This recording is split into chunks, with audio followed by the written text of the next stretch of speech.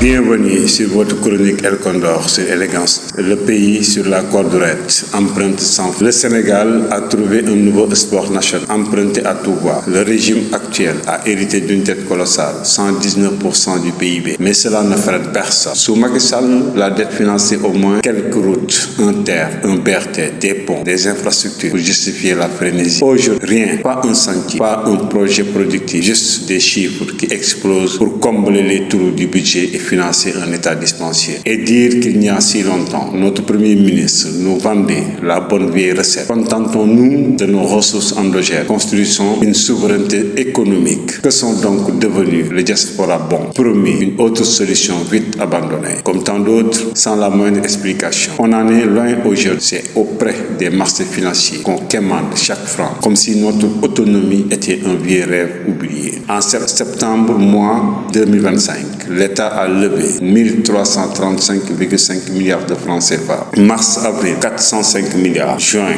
300 milliards. Le même mois, 225,5 milliards. Juillet, 405 milliards. Et l'année n'est pas finie. Chaque mois, le tour financier grossit. Pendant ce temps, les Sénégalais regardent impuissants le pays creuser sa propre tombe. Les services de la dette grignotent les budgets de l'éducation, de la santé et de l'emploi des jeunes. Nos dirigeants, eux, applaudissent leurs performances depuis des bureaux climatisés. Vision 2050, plan de redressement, des mots creux pour habiller une absence totale de projets tangibles. Le gouvernement dirigé par Ousmane Sonko s'endette à toute vitesse, sans béton, sans rails, sans rien à montrer. La seule infrastructure visible est l'ombre d'une vision qui n'existe pas. À ce rythme, il pourrait rattraper en un mandat les 12 années d'endettement de Macky Sall. On croyait qu'il avait trouvé le Sénégal au 4e sous-sol aujourd'hui. J'ai l'impression que nos dirigeants veulent nous précipiter encore plus bas. Et devinez quoi? La facture finale, c'est nous, le peuple, qui devrons la payer sans réalisation, sans rien. Juste la faillite au bout du chemin.